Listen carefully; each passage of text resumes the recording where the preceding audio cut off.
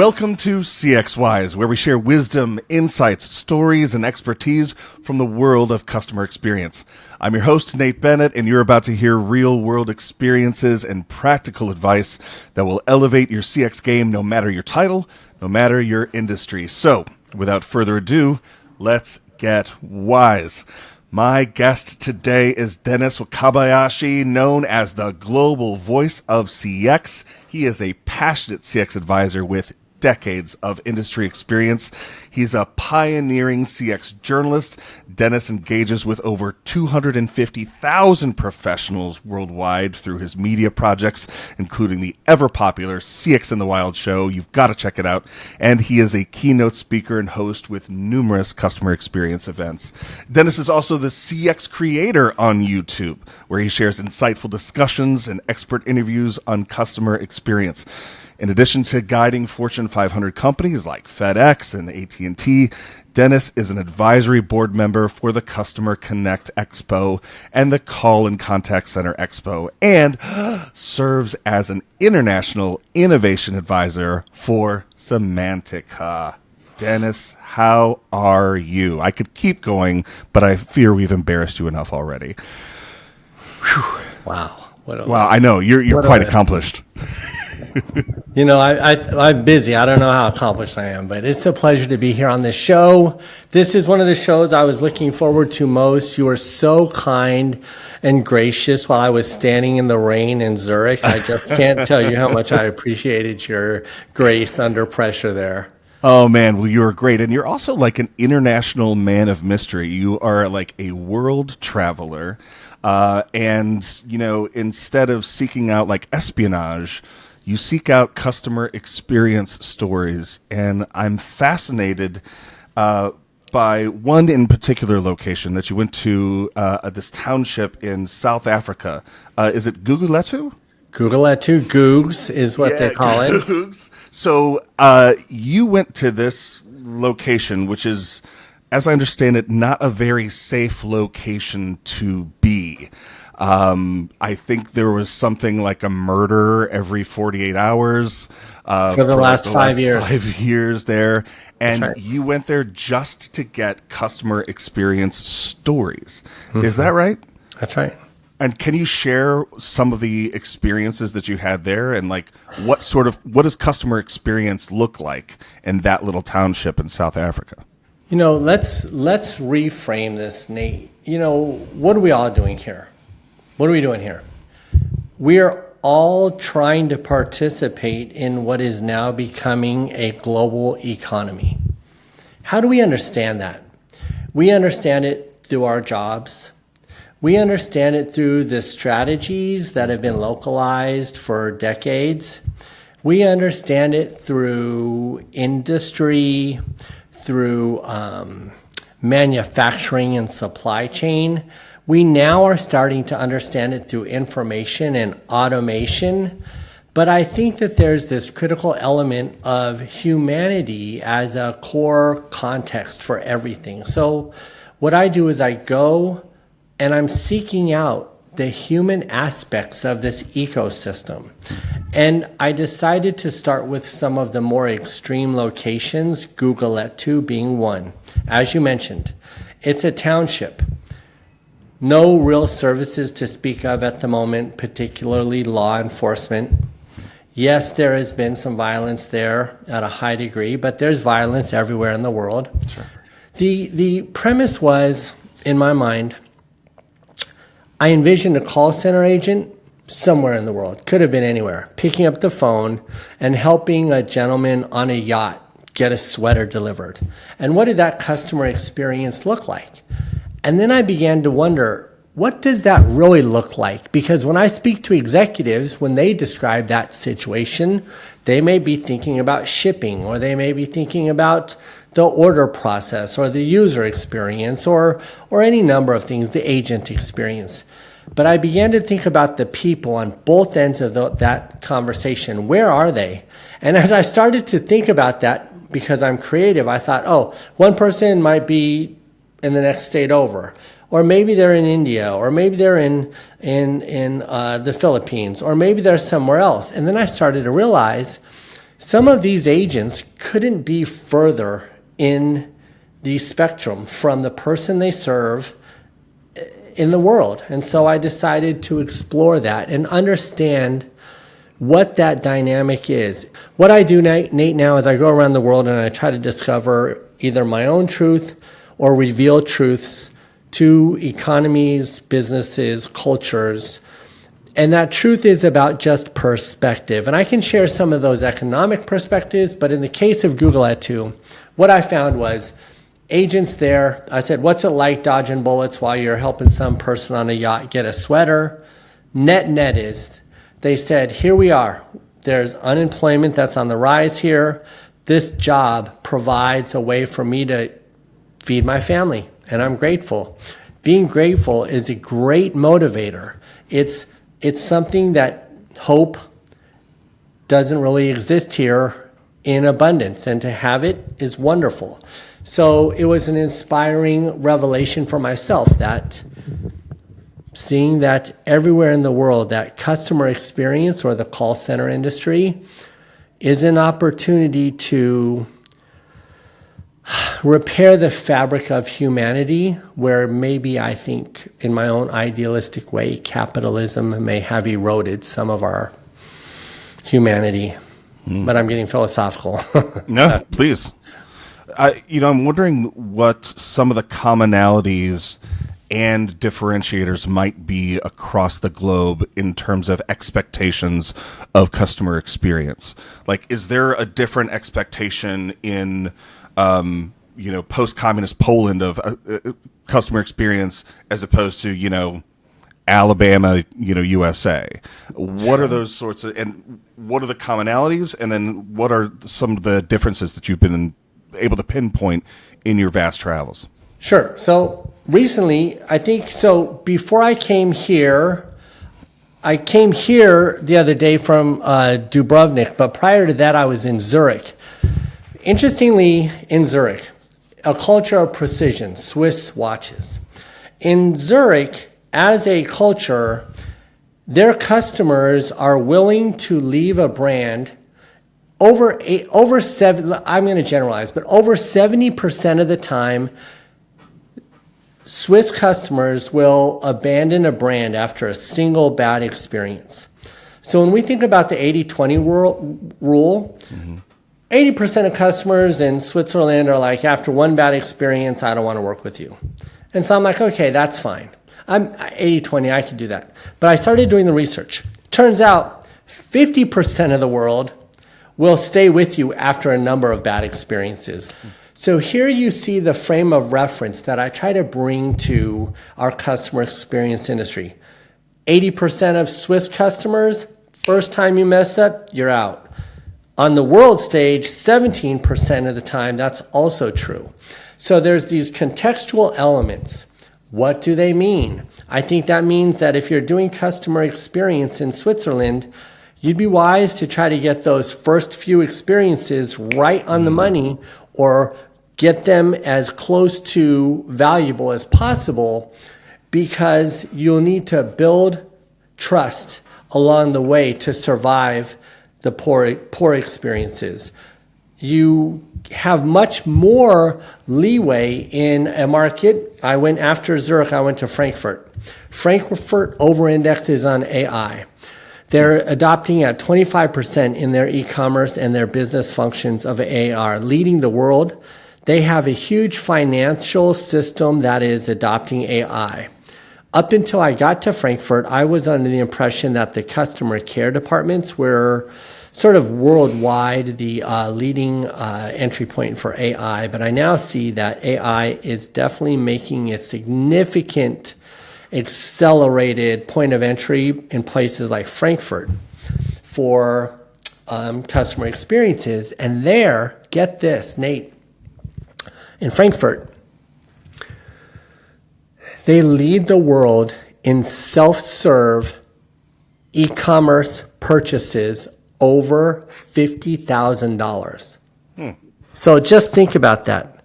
I don't know about you, but I don't commonly think, you know what, if it's over $50,000, I don't want to talk to somebody. I just want to self-serve, get all the salespeople out of my way. I will just pick the thing I want and send it to me. Now, to be fair, it's B2B purchases. However, that is a very different scenario in Frankfurt than you have in Switzerland, where the experience is critical. And I think it's very different than if you have someplace like in Africa, where product is so important. There was a case study I learned about in Africa. Leading chocolate manufacturer, producer. They were like the powdered chocolate provider of the market.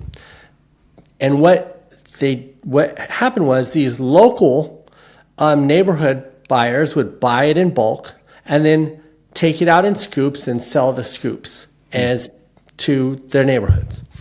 It was a sort of a ecosystem of buying in bulk and selling in pieces. Well, a competitor saw this and essentially just repackaged their product into small little bouillon cube of packages, and just a small packaging change replaced the last in place or lower place product and moved it right to the first position and moved the category leader out of the market in almost overnight. So there you have three examples. One is the critical user experience, one is the critical transaction experience, and one is the critical product experience, all of which that are caused by the cultural differences from around the world. And if you Google or you talk to your general practitioner, they may advise you that each of them is equally important, which they are not. I love that you were talking about, at the same time, we're talking about advances in AI, some organizations or even some countries over-indexing on AI. So how are you advising companies to balance that automation and human interaction and empathy and customer experiences? Is AI redefining customer experiences so much so that there's very little need for that human interaction anymore? I mean, you talked about purchases over, $50K just being self-serve. That's insane to me. Nate, I talk about AI with so many people so often, I don't even know what I think anymore. It just depends if you catch me on what day, what I really think. Your question scratches at the surface of many different aspects of our lives and humanity. I would say a couple of things about AI. Number one, anybody who's listening should Google the lump of labor fallacy. There's always been this fear of immigrants coming to a foreign place. So let's say we live right now I'm in Lisbon. Let's say some border opens up, there's a bazillion immigrants who come in, local native Lisbonians, I'm not sure what we call ourselves here, but we get afraid we're going to lose our jobs. Well, that's happened in many countries, and there's this study done called the lump of labor fallacy. Lump of labor fallacy explored whether immigrants or technological advances would replace jobs. What is the level of fear, uncertainty, or doubt we should have around that? And it is profound to me how many times I hear this conversation about AI replacing jobs, and the fact is the lump of labor fallacy says you're not going to lose your jobs. It's not even really statistically possible or probable. The fear is double because we, for some reason, humans cannot decipher whether AI is actually an immigrant or a technology, so we just double down and get twice as afraid. But here's the gist.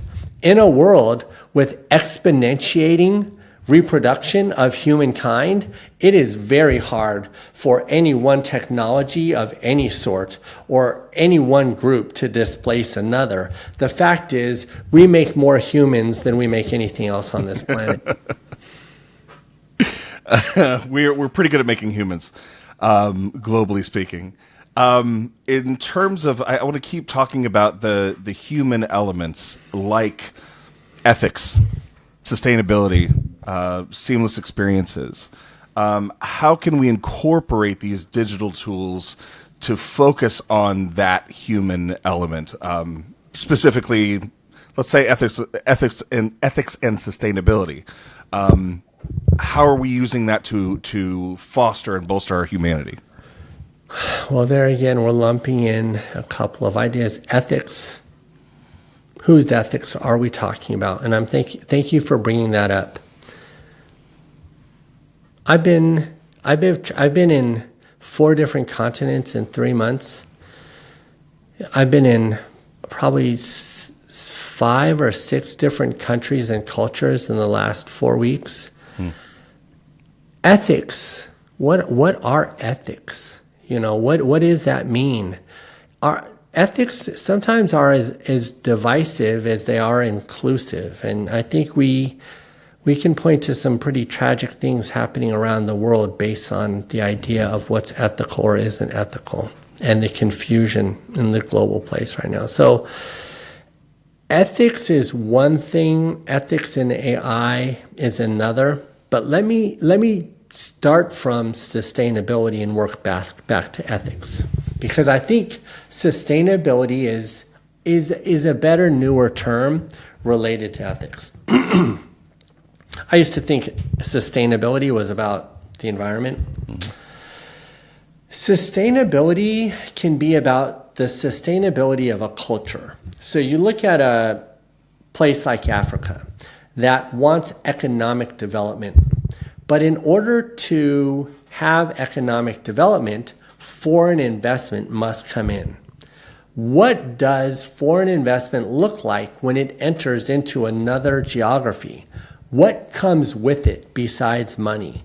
Does the method of money, does the franc or the pound or the dollar influence the cultural perspective where it lands? So there are concerns there. Sustainability also around AI is very interesting because AI takes up a significant more amount of power to run a function than we've used before. I think I recently heard of a study that said in 2025 or 2026, just running AI queries, just chatting in your computer, hey, ChatGPT, what do you think about this? And the answer's coming back. Just the power to run the answers to those queries will be the equivalent of all of the power necessary to run the country of Japan. Good God. So when we think about AI and sustainability, we think about the excessive demand for power for AI. We now have, can we sustain our advancing intelligence at scale? Can we sustain our planet under the duress of our our insatiable need for faster, smarter knowledge? Can we sustain our ability to create power that is friendly to the environment? And then we get to ethics. At what point is it better to not be smarter, but to be able to breathe air? I mean, these are the ethical questions that begin to emerge. There's a class action lawsuit you can Google, learn about it. AI. If you type in AI, hey, give me a spaghetti recipe, how many recipes do you think you get? Jeez. 3,000. Okay, let's call it 3,000. And then if I said, give me those with garlic and throw in something wild like bananas, probably get more. Well, there's moderation on these engines, right? Moderations by humans. So you might have humans who say, no bananas in the spaghetti, or no fingernails spaghetti, or no shoelace spaghetti, and so on, right? Well, as it turns out, as we discussed this spaghetti scenario, this actually has played out in the realm of violence. So there have been humans who have had to read and process the vast amount of violent scenarios that our AIs can produce and determine whether this was ethical or it should be included in the responses.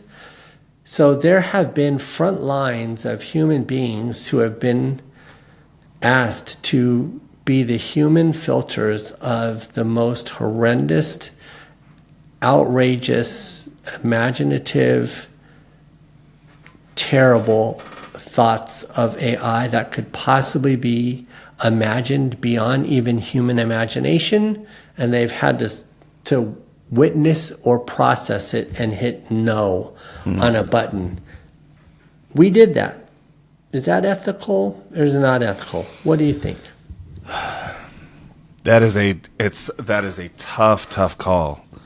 I think like empathy is one of your superpowers, which I think is one of the reasons perhaps why you've been drawn to the field of customer experience. Nate, thank you for that. And let's reel it back into practical knowledge for your audience, because we were talking a little philosophically, international travels. Let me give you a case study right now that I'm working on where empathy plays hits all the right notes for your audience in terms of practicality.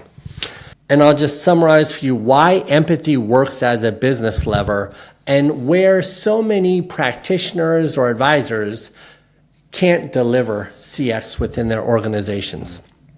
Because we tend to try to define empathy and map empathy and infuse empathy into the culture of an organization, but we don't quite know how to strike with empathy. Here's what's happened. I just pulled the reports yesterday. I have a brand who came to me and said, can you improve our performance? And I was like, let's look at it. I did the competitive research across them and 3 other competitors. At the time I measured, we were in last place for share of voice in the market. So we were ranked 4th out of 4. I looked over the timeline and I said, by the time we get 3 months down the road, I can get us into 2nd place using empathy. They were like, wow, that'd be pretty cool. Well, I can tell you now we're 6 months into it. We've overtaken the number 1 player, and we have a 60+% gain on them. We're 62% ahead of them, and all of the other competitors have dived into the seasonal downturn. How did I do that? It's using empathy. How, though, to help your audience tactically? Here's what's wrong with current practices as we go to market. Current strategic practices based on capitalism, efficiencies, and the sales funnels are deductive, and they're efficient, and they're based on data. And they're most easy to understand form, they're based on keywords. Google takes a set of keywords. It says, here's 100 keywords. Let's start optimizing. And as you optimize, it says, oh, you had 100, but there's really these 10 that where all your sales come from. Double down, triple down on those 10 keywords. What that has done is created a funnel, but it's created focus and closed that aperture for the customer. It's essentially decreased any empathy we ever had for the customer into the transaction. So in our digital capability to drive transaction, we have alienated ourselves from our customers and our ability to serve or empathize. And so what I do is I go back to the social listening, the voice of the customer, the large language model analysis, and I say, what do customers care about? What do they talk about? When do they talk about that? And I bring all those keywords back into the top of the funnel, back into the strategy, and I take that what was a funnel and I turn it into a pipeline surrounded by the empathetic words that are essential for the advancing relationship between human beings and services and products, rather than focusing on the transaction for brands. So can you give me some examples of those empathetic words? Sure. I can give you a really clear example of that, which is, I'll give you a hypothetical. I'm looking out over the deck here and I see these chairs. My job's to sell these chairs. These deck chairs here, they're Adirondack chairs. They're made out of wood. They may have some great features. They may be a particular boutique design. They may be cost-effective, durable, weather, stain resistant, locally sourced made, all these things. I can go on and on. All these things that you already know about chairs. If I were to Google Adirondack chairs in Lisbon for balcony, I would probably get these. What about things like chairs that won't hurt my back? Chairs for short people, chairs for tall people, chairs for meditation. I don't know. There are these things that we do with chairs that I can change a light bulb with, as a funnier example. There are a lot of other things that we do with chairs, that we all do with them, that are not showing up in this deductive reasoning of customer experience. So I would be tempted to say, if you're a chair manufacturer, if you ran a little A/B test, chairs that you can stand on to change a light bulb, you might just find some extra sales there. You know, I'm in touch with a care center, and you can tell the difference between real empathy and like the script that they're reading sometimes, that are like, I'm sorry to hear that you're struggling with that today, Mr. Bennett. No, you're not. You're not really that sorry. So there's a true sense of empathy that you get sometimes. I think it's a little bit more rare in customer experiences. And then there's say this empathetic thing that sounds empathetic in the script, so that they remain calm. You want to know why? You know why people get empathy wrong? You want to know where empathy comes from? You're not born with it. You don't have empathy. You don't learn empathy. You don't get empathy. It's not a gift. Empathy is something that's thrust upon you. The reason call center agents have more empathy than most is because they've been through more adversity. Empathy is a response to the amount of adversity that you've been through. The more adversity that you face in life, the more empathetic, the more you become aware of the need to relate to other people and their circumstances, and you become more aware of how out of control your own circumstances are. And that is the language of empathy is, I've been through this hardship and I've made it, and I want you to make it too.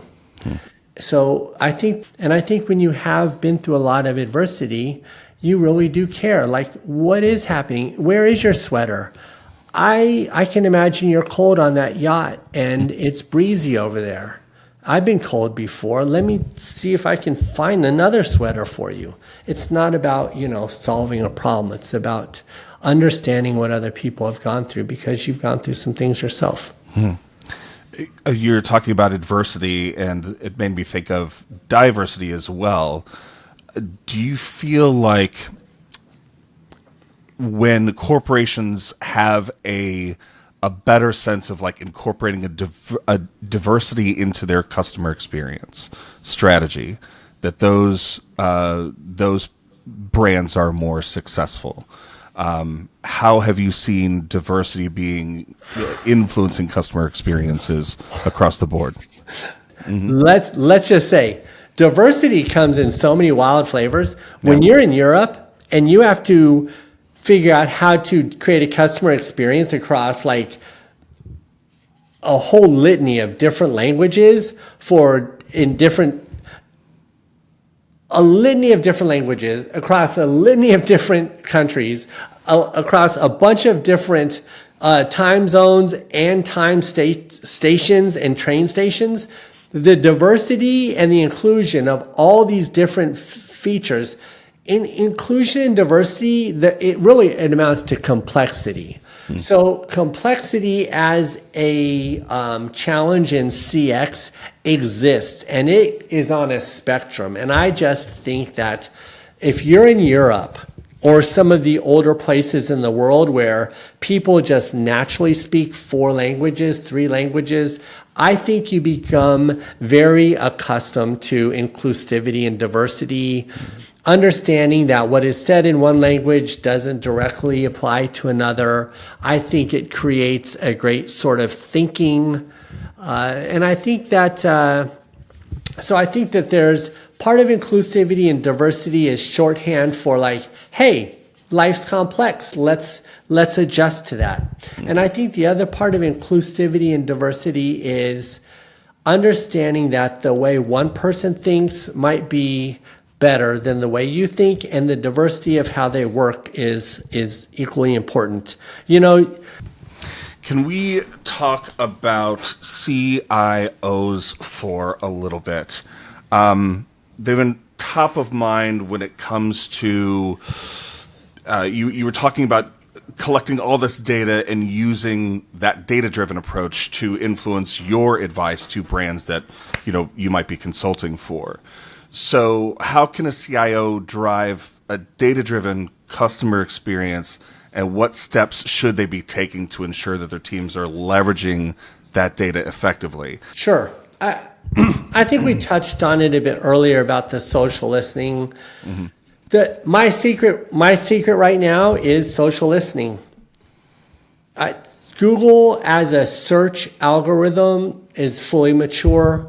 So when you're a CIO or you're an information person, you're looking for logical, transactional optimization and efficiency. So let's just call that savings.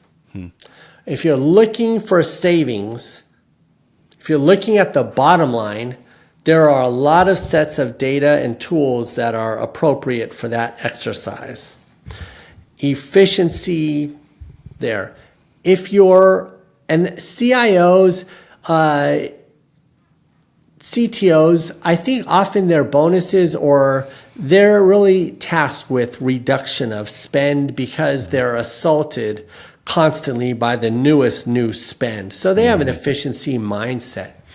But I would say for those CIOs, CTOs, CXOs who are also tasked with growth for the top line, for expansion. So if you need data to improve your product marketing, product research, innovation, or you need data that supports the entry into a new market or to expand a particular segment or persona, or extend the customer lifetime value of a particular segment or persona, these sorts of activities, the growth activities, they come from some other sets of data which are unconventionally or not traditionally thought of. You really need to get over into the social, the listening, the trend information that is more real time to really be able to have a handle on the top line. And so many times I think we get our data sets mixed up. And so that is to say a couple of things. Data that is business intelligence that tells you how to make decisions to optimize your business is on one side of the house. Data that helps you grow your business is on the other side. The decisions you make to create efficiencies are often about the removal of things. The decisions you make to grow your business are often about investments, savings on one side, investments on the other. And these new tools, AI, social listening, real-time events, they give you the insights that you need to strategically decide to grow your business when and with whom. And I think that is sort of the two sides of the coin that people often, where they get a little mixed up. How do the CIO, the CTO, the CXO, how do they foster collaboration between, say, IT and marketing teams to create a seamless customer journey? So you know what I did, Nate, recently, and this was just last week since I spoke to you. I did a Venn diagram of CX, SEM, and SEO, and where these different words overlapped. Why did I do that? Because I could have picked anywhere, any other pieces of the business to Venn diagram, but how we connect with the customers is not through numbers. It's not through products. It's not through actions. It's not through tools or locations. We connect to customers through words. And so when I think about bringing teams together, it's really about the words that we use across the teams. Unpack that for me a little bit more, because I come from a content background. I'll give you a perfect example. Yeah, give me an example. So here's a perfect little Venn diagram for just me and you. Nate, do you say soda or do you say pop? I grew up saying pop. Today I say soda. Because I grew up in the Midwest, and now I'm on the East Coast. Okay. So soda and pop are in the center of this Venn diagram of me and you, right? But if we were separate, one of us would say soda and one of us would say pop. One of us would be in one part of the organization and one of us would be in the other.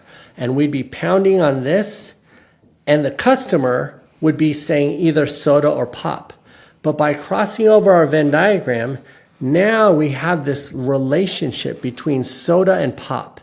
What is that relationship? Is there a third word? Is there a fourth word? Do we call it thirst quenching? Do we call it beverage? But by overlapping these words that these different teams use, because your SEO team and your SEM team don't always use the same vernacular. And the tools that we have now, for instance, I'll give you an action item. Do a little Venn diagram. Take your the SEO team, take your SEM team, tell them to just, you as a leader, give us your top 10 words. Boom, okay?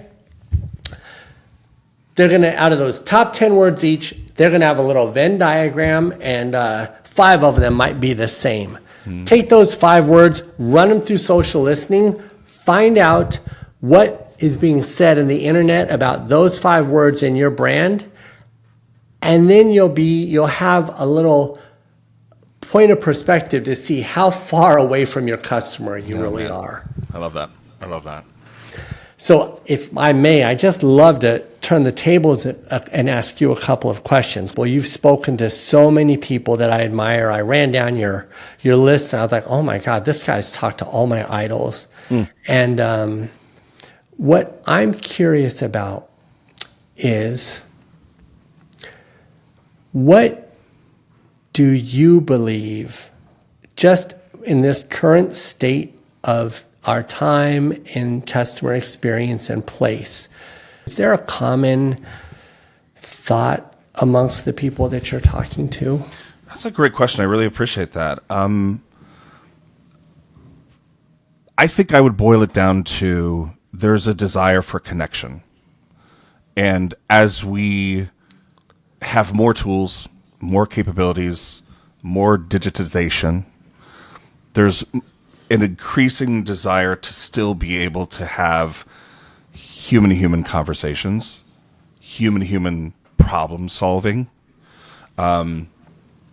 that feels both empathetic, warm, but also efficient. And I think, your use case about using technology to understand what empathy looks and sounds like, and then incorporating that and seeing that exponential growth is case in point. So I don't know if I answered your question, but I think to me it's still, go ahead. You exactly did. I can imagine you have a time limit on your show. I want to leave your audience with some great value. And if I could, I'd love to share with you a couple of brilliant insights that came from a woman that I spoke to in Zurich. Very quick, easy things to remember for your audience. Hear me out. How do you know if you have to get on the customer experience and AI innovation now or later? How do you know? I mean, I think people don't even ask themselves that question. They just sort of jump on. Right. Here's the two lessons that I'll tell you that I am going to live by for customer experience from now on. Number one, if you're a consultant or you're an internal leader or you work for a company and you're trying to do CX, here's the thing. To be effective as a CX leader, you have to just find yourself in a business where the profit margins are thin enough that change and innovation are starting to become more important than doing it the way we've always done. That's number one. And she said the 80-20 rule. And here's what she said.